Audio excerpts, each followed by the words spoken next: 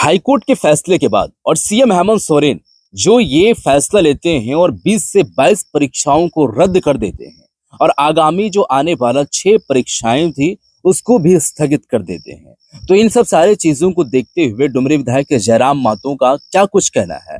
वो ये बात कहते नजर आ रहे हैं कि मैं आगे बताया था, मैं कुछ बातें कही थी और मैं भी एक असेंबली का नया मेंबर हूं। मैं भी चीजें सीख रहा हूं, एनालाइज कर रहा हूं, देख रहा हूं कहाँ क्या कुछ हो रही है।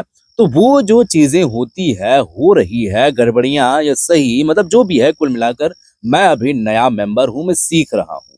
तो हाईकोर्ट के फैसले के बाद ज्यादा जो फोकस डाले हैं और जो कहते नजर आ रहे हैं कि आखिर में रद्द करने के पीछे की वजह क्या थी, किस वजह से रद्द किए हैं सीएम हेमंत सोरेन जो फैसला लिए हैं, इस फैसले लेने के पीछे का कारण क्या है, क्या कारण बताए गए हैं, किस वजह से लिए हैं, इसके बारे में वो पूरी तरीके से बात कहते नजर आ रहे हैं। बाकी स्टूडेंट के प्रति भी क्या कुछ कहना है, ये भी बात कहते नजर आ रहे हैं।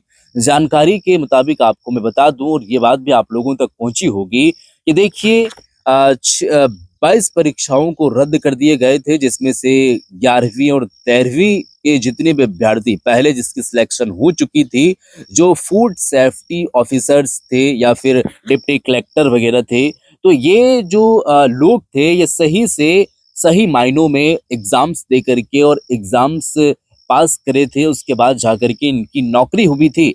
ये लोग परीक्षा जब रद्द हुआ और लगभग 2200 से 2300 नौकरी वाले वो रोड पर आ गए, प्रोटेस्ट करने लगे और मांग करने लगे। हाईकोर्ट पहुंचे, 3 पिटीशन को दायर किए गए और फिर यहाँ पर अंततः हाईकोर्ट ने इस मामले पर 15 दिनों के लिए जो है वो रोक लगा दी है, स्टे लगा दिया है और सरकार से कुछ कुछ जो है वो प्रश्न पूछे हैं, कुछ कुछ जो है वो एविडेंस पेश करने के लिए कहा गया है। पहले आप इस वीडियो को देखिए, जयराम मातो का इस पर क्या कुछ कहना है और क्या बात कहते नजर आ रहे हैं, वीडियो पहले देखिए। 22 परीक्षाओं को रद्द कर दिया गया है, जिनमें से 17 की जांच की जाएगी, 17 की जांच होगी, यानी 2015-16 के बाद से, यानी पिछले 10 वर्षों में जो परीक्षाएं हुई थी उन परीक्षाओं को रद्द किया गया है। सवाल ये बनता है, ये सरकार की सफलता है कि विफलता है? निसंदेह बहुत सारे लोग मुख्यमंत्री की पीठ थपथपा रहे हैं, ऐतिहासिक निर्णय, लेकिन मेरा कहना है कि ये सफलता कहेंगे कि विफलता कहेंगे?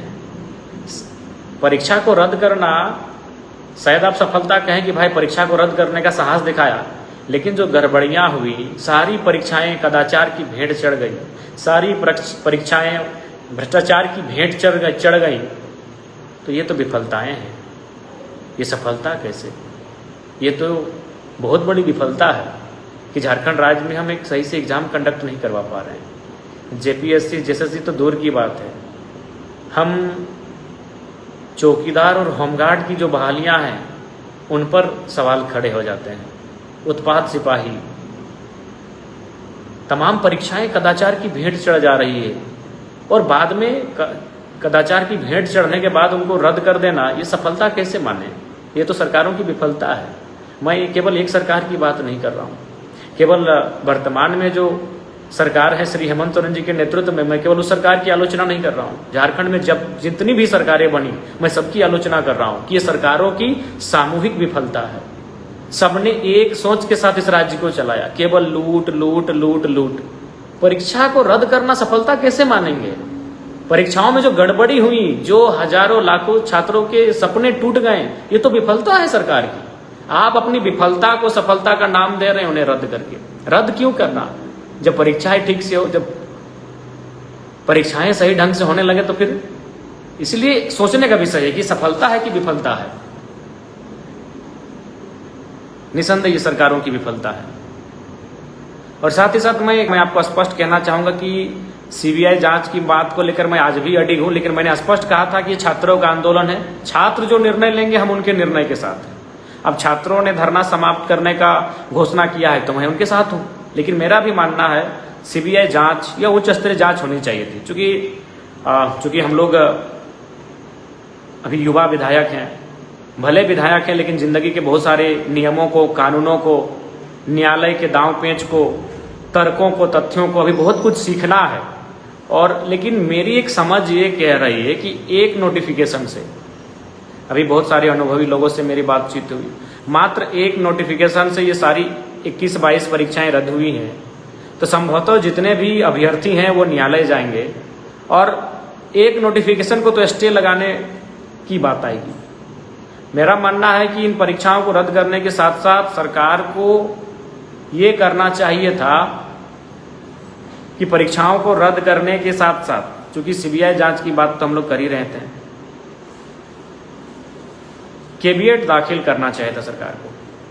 मेरा मानना है सरकार को कैविएट दाखिल करना चाहिए था, सरकार को न्यायालय में जाकर अपना पक्ष रखना चाहिए था कि हमने ये त्रुटियां पाई हैं, ये गड़बड़ियां पाई हैं, इसमें धांधली हुई है, घोटाले हुए हैं, नेपाल में जाकर पेपर लिखवाया गया है, बोकारो में पेपर लिखवाया गया है।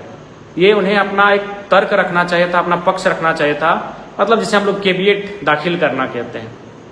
लेकिन सरकार ने कैविएट दाखिल करने के बजाय रद्द करना, एक नोटिफिकेशन के माध्यम से तमाम 21-22 परीक्षाओं को रद्द कर दिया है। जाहिर सी बात है जो अभ्यर्थी ज्वाइनिंग जिनको मिली थी वो अब कोर्ट तो जाएंगे, उनका भी रास्ता है, संवैधानिक देश है। और मेरा मानना है कि आप देखे होंगे जो वो 4 मंत्रिमंडल की टीम बनी थी, वो बार बार एक ही चीज़ कह रही थी कि हम सारा आपका मान लेंगे, छात्रों की सारी बातों को मान लेंगे, सारी बातों को स्वीकार कर लेंगे, लेकिन सीजीएल पर वो बार बार न्यायालय का हवाला दे रहे थे, सीबीआई जांच पर भी वो पीछे हट रहे थे, लेकिन छात्र अड़े थे सीजीएल पर, जेएसएससी सीजीएल पर, जिसमें चारों मंत्री साफ साफ मना कर चुके थे। उनका जो मंत्रिमंडल का टीम था वो साफ साफ मना कर चुके थे, और फिर अचानक रद्द कर देना, इसके कई का, हालांकि इसके लिए सरकार की सराहना है, बिल्कुल सराहना है, छात्रों की जीत है, इसकी भी सराहना है, छात्र आंदोलन की, छात्र एकता की जीत है, इसकी भी शुभकामनाएं हैं, बधाई हैं। लेकिन सोचने में क्या हर्ज है, दिमाग में जोर डालने में क्या हर्ज है। अभी देखिए, सबसे पहली बात, राहुल गांधी जी का ट्वीट, कंटिन्यू राहुल गांधी जी का सरकार से बात करना, लेटर लिखना, क्यों? चूंकि अभी कई अन्य राज्यों में चुनाव होने को है और वहाँ राहुल गांधी जब जाते हैं, परीक्षा पे चर्चा करते हैं, तो मुझे लगता है लाखों की संख्या में छात्र आते हैं, तो शायद उन पे ये एक धब्बा सा लगता कि आप छात्रों की बात करते हैं, छात्रों को मंच में बुलाते हैं, उनकी परेशानियों को सुनते हैं, और झारखंड में छात्र प्रोटेस्ट कर रहे हैं, एक कारण। दूसरा कारण, अभी केंद्र सरकार ने जो दोनों सदन में एक बिल को पारित करवाया है, खान एवं खनिज संशोधन विधेयक 2026, इसमें सीधा असर झारखंड की सरकार को पड़ेगा। देखिए, झारखंड की सरकार किसी की रहे, आज हेमंत जी की है, कल किसी और की होगी, परसों किसी और की होगी, लेकिन मैं झारखंडी होने के नाते इस बिल के खिलाफ हूं और इसमें राज्य सरकार का मैं समर्थन करता हूं। यानी राज्य सरकार को आंदोलन करना है, जो कि जाहिर सी बात है 10,000 करोड़ रुपए से लेकर 15,000 करोड़ रुपए तक का नुकसान होगा राज्य की सरकार को। 10,000 करोड़ रुपए बहुत होते हैं। अभी मैं आपको एक बात बताना चाहता हूं, हमारा इस वर्ष का जो वित्तीय वर्ष का बजट था वो था 1,57,000 करोड़ के आसपास, और ऐसे में 15,000 करोड़ रुपए पर बहुत 10% पैसा होता है। यानी जो एक साल का हमारा बजट है पूरे स्टेट के लिए, 15,000 करोड़ रुपए, उसका 10% पैसे होते हैं। उतने पैसे को राज्य सरकार खोना नहीं चाहेगी, उतने सारे रुपयों को राज्य सरकार खोना नहीं चाहेगी, और बिल्कुल खोना भी नहीं चाहिए। यानी उनको भी प्रोटेस्ट करना है या फिर उनको भी कार्यक्रम करना है इस बिल के खिलाफ। अब सवाल है कि ऑलरेडी यहाँ एक मूवमेंट चल रहा है, रांची के राजधानी में भी छात्रों का प्रोटेस्ट। सबसे पहले छात्र, इस बात को जान लीजिए, छात्रों की एकजुटता, और छात्र चूंकि अभी जो हैं छात्र सबसे महत्वपूर्ण है, तो छात्रों के आंदोलन के आगे कोई आंदोलन तो टिकेगा नहीं, छात्रों के आगे तो किसी की चर्चा होगी नहीं। तो ऐसे में चूंकि मुख्यमंत्री जी को अपने पार्टी के बैनर तले बहुत सारे कार्यक्रम करने हैं इस बिल के खिलाफ, खान एवं खनिज संशोधन विधेयक 2026, इस बिल के खिलाफ कई सारे प्रोटेस्ट करने हैं, कई सारे कार्यक्रम करने हैं। तो ऐसे में कहीं ना कहीं यह भी एक रास्ता था कि भाई अगर इस प्रोटेस्ट को जल्द से जल्द हम लोग समाप्त करते हैं तो फिर अपने प्रोटेस्ट की ओर आगे बढ़ेंगे। उसके बाद बार बार सीबीआई की जांच की ओर ना जाना, सीआईडी का हवाला बार बार देना कि हम सीआईडी से ही करवाएंगे, जज की एक टीम बैठाएंगे, चलिए ठीक है। लेकिन एक सवाल है, अभी सीआईडी जांच कर रही है, कई नए खुलासे सामने आ रहे हैं, लेकिन क्या एक थोड़ा सा हम लोग अपने से सोचिए, क्या सीआईडी एक सीआईडी के तर्ज पर जांच कर रही है? फॉर एग्जांपल मान के चलिए सीआईडी कह रही है या फिर अभय तिवारी कह रहा है कि 60 लाख लिए गए, 70 लाख लिए गए, तो उनको दो एग्जाम्पल पूछते हैं कि 2 अभ्यर्थियों का नाम बताइए जिन्होंने 60 लाख दिए हैं, 70 लाख दिए हैं। उसके बाद उनसे पूछा जाता कि भाई ऑनलाइन हुआ है, कैश पेमेंट हुआ है। जैसे अभी ख्यांगते जी का नाम आ रहा है कि उन्होंने टीडीपीएल कंपनी से 2 करोड़ रुपए लिए थे और ये उनका लिखित भी हो चुका है, सीआईडी ने इसे अपना रिपोर्ट में भी लिखा है। तो यहाँ सवाल ये बनता है कि अगर ख्यांगते ने 2 करोड़ लिए थे तो क्या वो 2 करोड़ मिले उनको? किसने दिए? कैश दिए, ऑफलाइन दिए, ऑनलाइन दिए, और अभी वो पैसे कहाँ हैं? उन पैसों का उन्होंने क्या किया? सीआईडी क्रॉस क्वेश्चन नहीं कर रही। तो जी हाँ दोस्तों, जैसे कि वीडियो आप लोगों ने देख लिए हैं और इस वीडियो के अंदर में आप लोगों को मैं बता दूं कि आखिर में जयराम कुमार महतो ये कहते नजर आ रहे थे कि देखिए चीजें गड़बड़ी हो रही है और दोनों तरह से गिर रही है सरकार। मतलब अगर परीक्षा रद्द नहीं करे, मांग पूरी नहीं करे, जो भी अभ्यर्थी हैं, जो भी छात्र छात्राएं हैं, जो स्टूडेंट हैं, जैसे सीजीएल के परीक्षाओं को रद्द करने की जो बात की है आनन फानन में आकर के, और पूरी परीक्षाओं को रद्द कर दी। अब होता ये है कि आंदोलन कर रहे छात्रों के प्रति ये एक अपना जो है वो चीजें दिखाने की कोशिश किए हैं कि नहीं, छात्रों के साथ हैं और छात्रों की जो मांग है वो पूरा मैं कर रहा हूं। तो परीक्षा रद्द कर दिए गए।